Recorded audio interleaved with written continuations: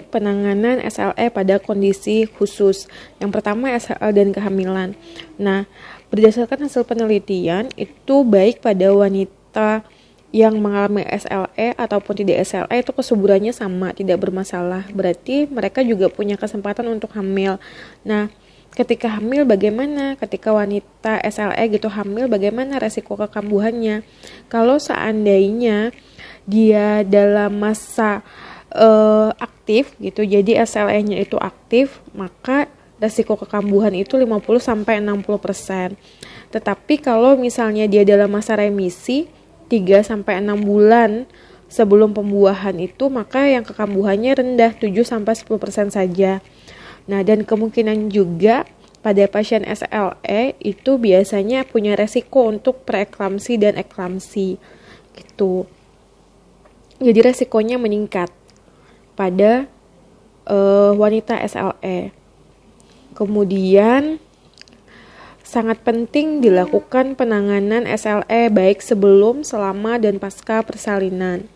Nah, jika penderita SLE itu ingin hamil, maka sekurang-kurangnya setelah 6 bulan aktivitas penyakitnya terkendali gitu, atau dia dalam keadaan remisi total, baru dia merencanakan kehamilan.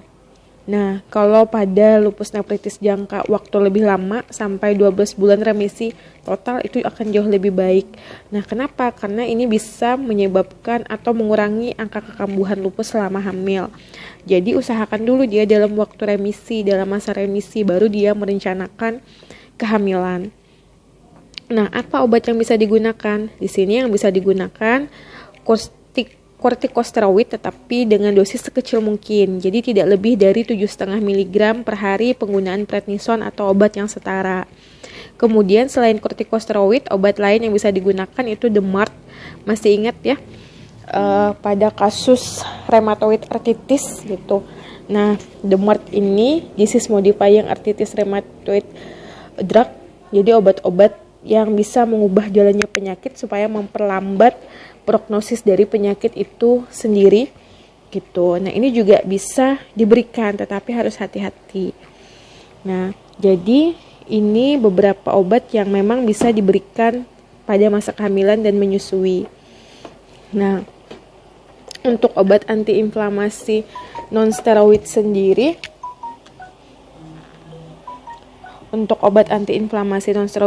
ini boleh digunakan tetapi hindari ketika setelah usia kehamilan itu 32 minggu.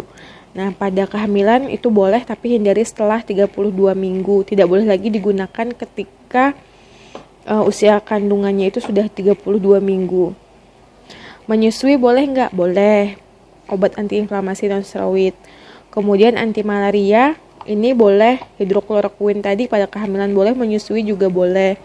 Kalau kortikosteroid kehamilan ini boleh, tetapi tidak boleh lebih dari 7,5 mg. Jadi batasannya 7,5 mg per hari. Kemudian pada menyusui ini boleh sampai 20 mg per hari. Gitu. Nah, oke, sekarang kita lanjutkan siklosporin. Siklosporin boleh atau tidak selama kehamilan itu boleh. Kalau menyusui itu masih perlu dilakukan penelitian yang lebih, perlu dilakukan penelitian lagi gitu untuk membuktikan apakah penggunaan siklosporin itu boleh atau tidak selama menyusui. Azathioprine itu pada kehamilan boleh, tapi dosisnya tidak lebih dari 1,5 sampai 2 mg per kilogram berat badan per hari. Pada menyusui ini juga masih perlu penelitian lebih lanjut. Kemudian mycophenolate mofetil ini tidak boleh baik pada kehamilan atau menyusui. Methotrexate juga tidak boleh dan harus dihentikan minimal 3 bulan sebelum konsepsi. Jadi sebelum pembuahan pun harus dihentikan. Menyusui tidak boleh. Siklofosfamid itu sama, agen biologik juga tidak boleh. Rituximab tadi ataupun imunoglobulin itu juga tidak direkomendasikan. Kemudian warfarin ini juga tidak digunakan, tapi masih bisa dipertimbangkan pemberian setelah trimester pertama dengan hati-hati. Tapi kalau ada yang lain itu sebaiknya tidak digunakan. Tapi kalau menyusui boleh. Heparin dan aspirin dosis rendah itu masih boleh digunakan. Pada menyusui juga boleh. Ini nanti tergantung kondisi yang menyertai ya pada kasus lupusnya. Kemudian ini kontraindikasi untuk kehamilan pada wanita dengan SLE. Jadi sebaiknya penderita lupus itu tidak hamil dalam kondisi seperti berikut. Dia mengalami hipertensi pulmonal yang berat, ada penyakit paru restriktif, gagal jantung, gagal ginjal kronis, dan ada riwayat preeklamsi, sehingga ini diusahakan supaya tidak hamil. Tuh. Atau dia mengalami stroke dalam 6 bulan terakhir, atau ada kekambuhan lupus berat dalam 6 bulan terakhir. Ini juga diusahakan untuk tidak. Kenapa? Karena beresiko nanti ya, terutama pada ibu hamilnya ataupun pada janinnya. Oke. Kemudian yang paling penting intinya pada kehamilan itu adalah bagaimana perencanaan yang baik gitu dan monitoring aktivitas penyakitnya. Kemudian ini metode kontrasepsi untuk SLE. Jadi kalau misalnya pasien SLE mau melakukan kontrasepsi, apa pilihan yang tepat di sini? Nah, untuk kontrasepsi ini sebenarnya tergantung dari kondisi masing-masing orang, jadi sangat bersifat individual. Kalau pada pasien SLE tanpa sindrom antifosfolipid, ini boleh dia menggunakan kortikosteroid oral.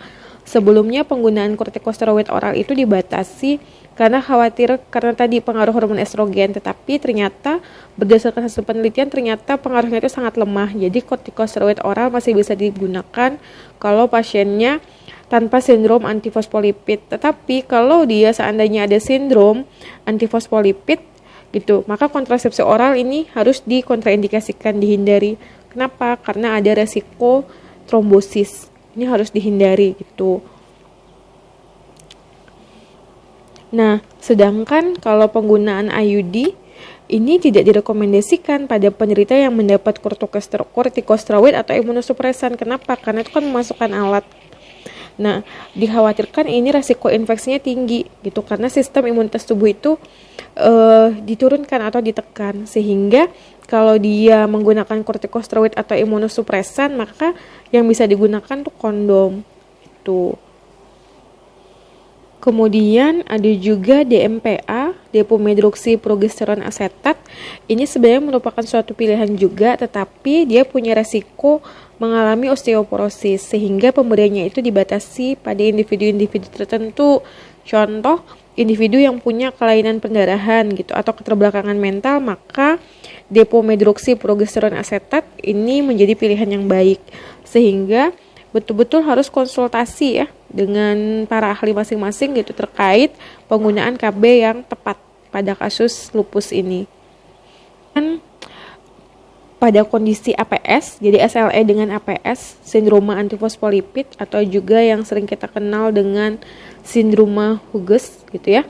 Ini merupakan suatu kondisi autoimun yang patologik, di mana di sini terjadi akumulasi dari bekuan darah oleh antibodi antifosfolipid. Jadi terjadi akumulasi dari bekuan darah.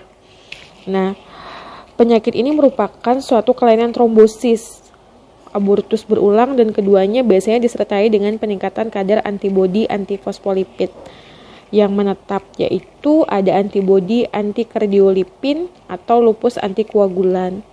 Nah, diagnosis APS ini harus betul-betul ditegakkan gitu.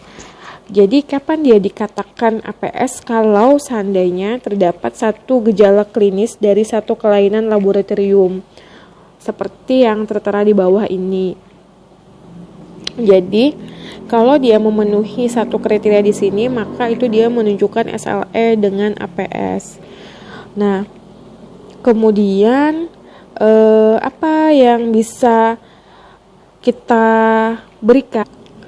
Nah, ini penata laksanaan APS gitu. Maka yang bisa diberikan yang pertama adalah aspirin dengan dosis kecil 80 mg per hari. Ini bisa dipertimbangkan pada pasien SLE dengan APS sebagai upaya pencegahan primer. gitu. Kemudian faktor-faktor resiko lain terhadap trombosis itu juga perlu diperiksa, misalnya protein C, protein S, ataupun homocysteine.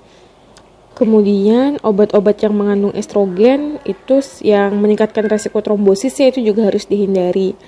Nah, pada pasien SLE yang tidak hamil atau menderita trombosis yang berhubungan dengan APS, ini pemberian antikoagulan jangka panjang dengan antikoagulan oral itu efektif untuk pencegahan sekunder terhadap trombosis gitu. Nah, ini biasanya pemberian heparinnya, dosisnya bisa dibaca sendiri. Kemudian kalau misalnya dia hamil, jadi dia hamil SLE dan APS juga, maka kombinasi heparin berat molekul rendah LMW atau unfractionated dan aspirin itu akan mengurangi resiko keguguran dan trombosis. Jadi di sini yang direkomendasikan pada kasus SLE, antifosfolipid syndrome, itu betul-betul perlu diperhatikan riwayat keguguran atau trombosisnya. Itu. Jadi pada pada SLE dengan APS, maka yang perlu diperhatikan itu adalah penggunaan platelet ya, digunakan seperti aspirin ataupun antikoagulan seperti aspirin ataupun heparin gitu, supaya tidak terjadi penggumpalan darah tadi, tidak terjadi trombosis.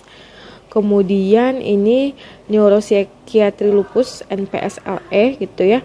Nah, ini biasanya manifestasi klinisnya itu sangat beragam, mulai dari disfungsi saraf pusat sampai ke saraf tepi, dan dari gejala kognitif ringan sampai ke pada manifestasi yang berat seperti stroke atau psikosis gitu, kelainan kejiwaan. Nah, ini merupakan sindrom neuropsikiatrik pada SLE, jadi menurut ACR. Nah, ini nanti bisa diperhatikan di sistem saraf pusat apa yang terjadi, kemudian di sistem saraf perifer apa yang bisa terjadi. Nah, kalau pada kasus ini yang bisa kita lakukan, pertama itu harus tegak dulu dari diagnosa NPSLE-nya. Jadi pertama ditegakkan dulu diagnosanya, setelah bisa teridentifikasi, dilihat dulu apakah ada faktor-faktor pemicu seperti hipertensi, infeksi gangguan metabolisme. Nah, jika ya, baru nanti sudah tegak diagnosanya NPSLE, maka baru bisa diberikan terapi simptomatik, imunosupresan, dan antikoagulan. Gitu. Terapi simptomatiknya tergantung gejalanya. Ada antikonvulsan, ada psikotropik, ansiolitik, antidepresan, kemudian ini ada imunosupresan sama seperti yang sebelumnya, dan juga antikoagulan yang bisa diberikan heparin ataupun warfarin. Itu ini yang bisa diberikan pada kasus tata laksana NPSLE. Tuh. Kemudian ini pada kasus lupus nefritis. Nah, ini beberapa klasifikasi lupus nefritis berdasarkan WHO. Kemudian kita langsung saja ke penata laksanaannya. Nah, di sini di mana pengelolaan pada kasus lupus nefritis gitu ya. Biasanya harusnya mereka menjalani biopsi ginjal gitu untuk melihat apakah ada kontraindikasi atau tidak. Jadi betul-betul perlu penanganan yang serius. Dan kemudian yang kedua perlu melakukan pemantauan aktivitas dari ginjalnya. Poinnya kemudian menggunakan obat hipertensi seagresif mungkin gitu. Sampai nanti target tekanan darah pada pasien itu terutama dengan riwayat glomerulonefritis itu adalah kurang dari 120 sampai 80 mm/Hg. Ini targetnya.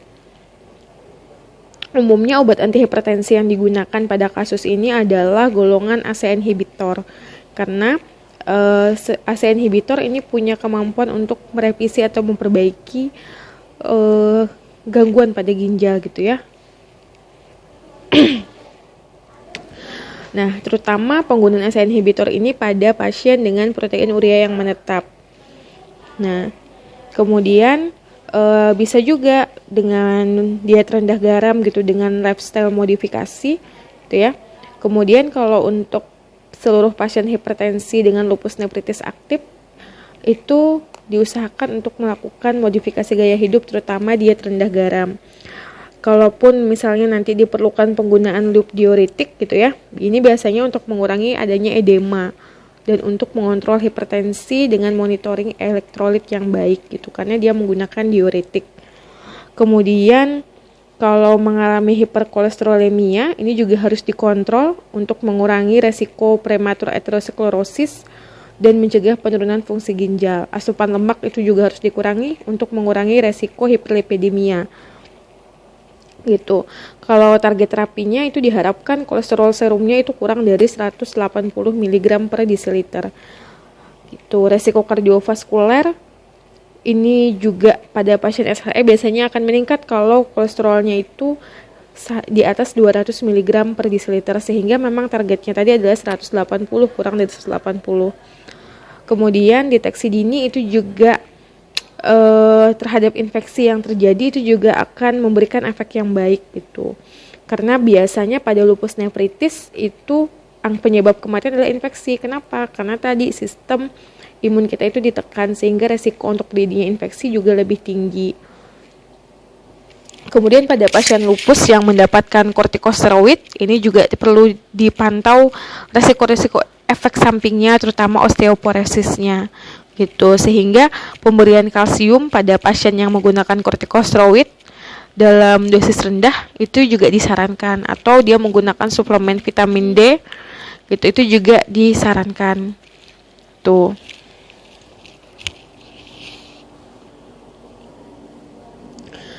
Kemudian juga yang perlu dilakukan adalah memonitor toksisitas dari kortikosteroid. Kemudian nanti pasien dianjurkan untuk menghindari obat antiinflamasi non-steroid gitu ya, karena dapat mengganggu fungsi ginjalnya, memperberat fungsi ginjal. Kemudian kalau kehamilan pada pasien dengan lupus nefritis aktif itu harus ditunda dulu karena resiko morbiditas dan mortalitasnya itu sangat tinggi, meningkat. Tuh, itu yang bisa dilakukan. Nah, ini beberapa rekomendasi terapi. Tadi intinya ketika menggunakan kortikosteroid harus dosis rendah gitu ya. Nah, ini nanti bisa dibaca untuk rekomendasi terapi lupus nefritis sendiri. Oke. Kayak gini vaksinasi penyakit lain pada SLE bagaimana kalau dia memerlukan vaksin.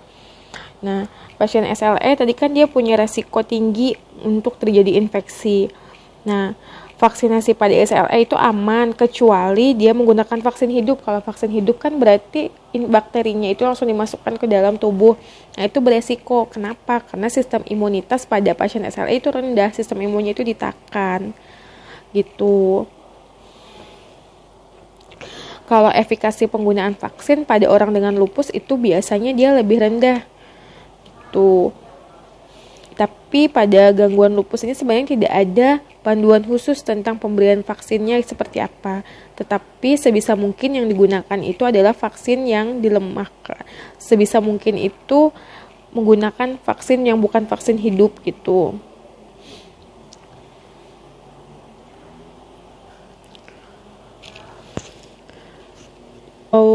Kalau seandainya pasien ternyata mendapatkan vaksin hidup, maka upaya yang kalian lakukan adalah menggunakan imunosupresinya yang dihentikan dulu, ditunda dulu sampai 4 minggu nanti setelah dia mendapatkan vaksin tadi. Oke, kemudian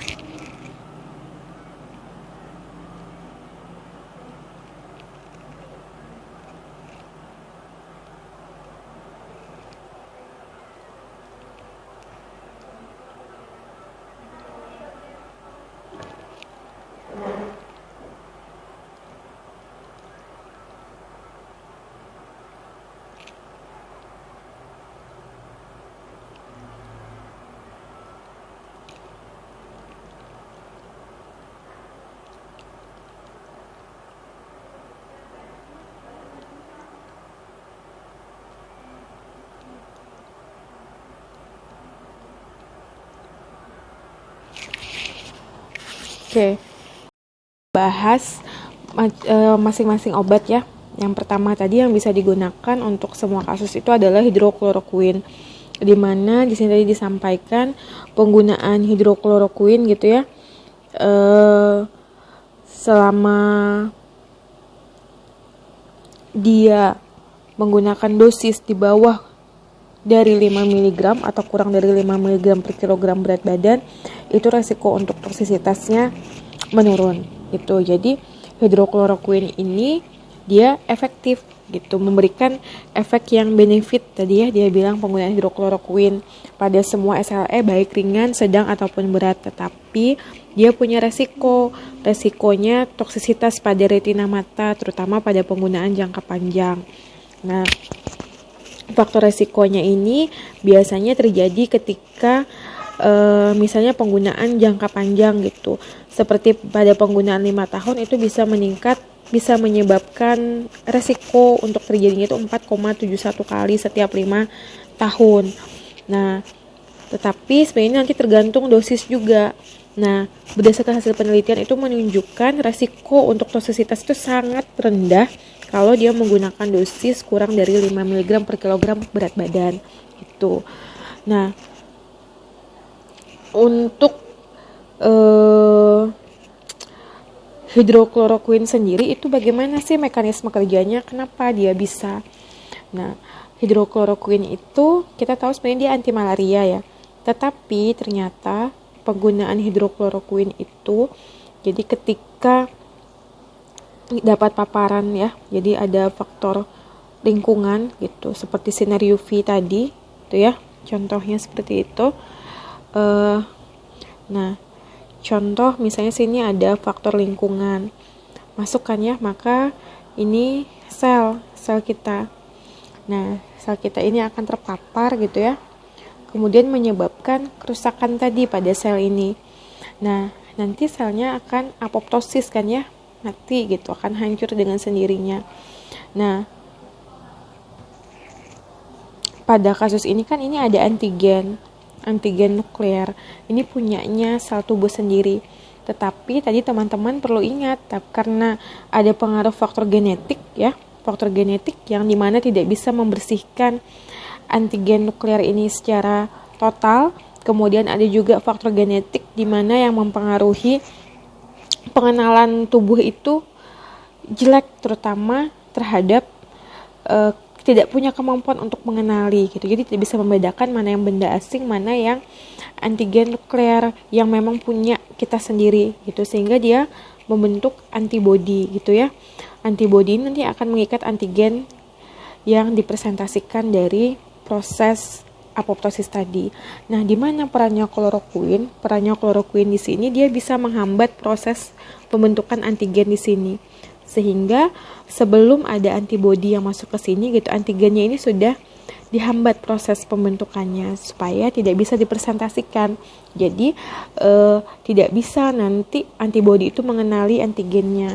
Itu yang diharapkannya seperti itu. Itu yang pertama, mekanisme dari hidrokloroquine. Selain itu ternyata hidroksikloroquine ini dia juga bisa menghambat proses fagositosis oleh makrofag, karena kan sistem pertahanan tubuh yang alamiah itu sebelum ada antibodi itu menggunakan makrofag. Jadi ketika dia melihat mau memfagositosis antigen nuklear ini, itu dihambat proses fagositosisnya oleh hidroksikloroquine.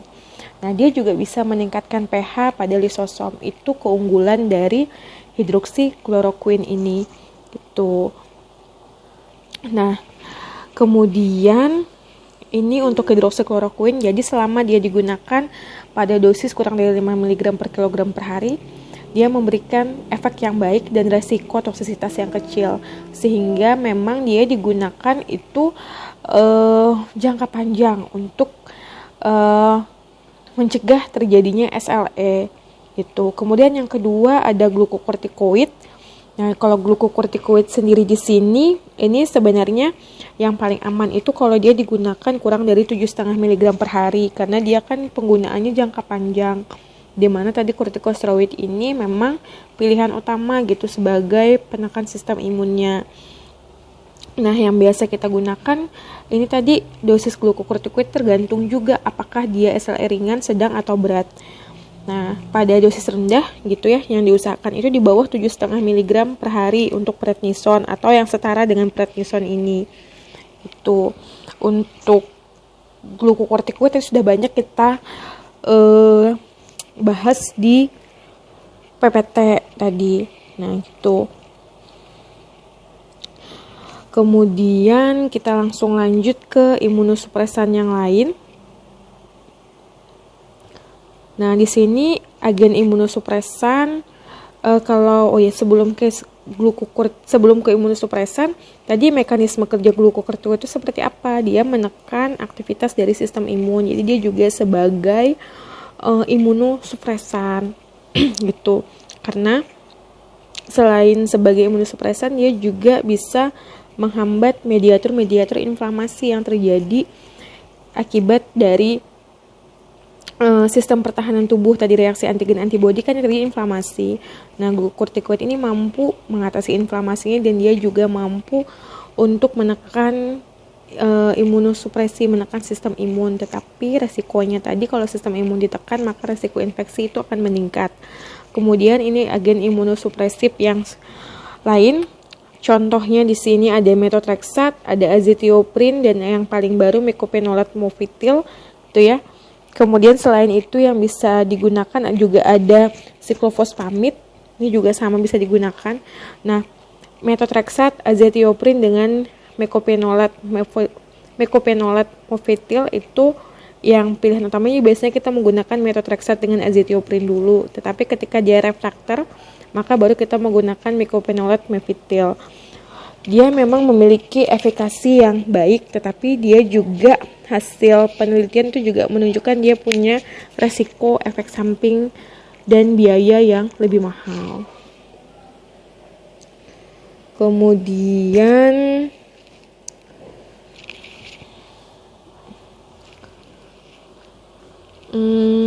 kita lanjut lagi ke yang MMF tadi itu juga resiko teratogeniknya itu juga potensial gitu. Nah, sehingga ini tadi juga alasan kenapa dia digunakannya yang paling utama itu methotrexate sama azathioprine dulu, selain dari biaya tadi. Tuh. Kemudian kita lanjut lagi ke agen biologi. Di sini yang bisa digunakan itu belimumab gitu ya. Di sini disebutkan belimumab, tapi belimumab ini rasanya juga belum masuk ke Indonesia. Oke. Di sini dia bisa gitu efektivitasnya itu menunjukkan efektivitas yang baik, menguntungkan gitu dari penggunaan belimumab, terutama pada pasien yang punya gejala yang persisten gitu, maka dia memberikan hasil yang benefit atau menguntungkan tuh. Nah, biasanya ini digunakan kalau nilai dari penghitungan SLEDAI-nya ini lebih dari 10.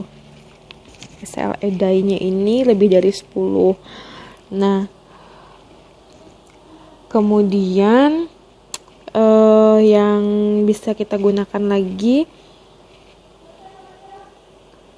Nah, tadi kalau misalnya pengobatannya itu refraktor, terutama pada SL berat, maka yang bisa digunakan adalah RTX, rituximab tadi.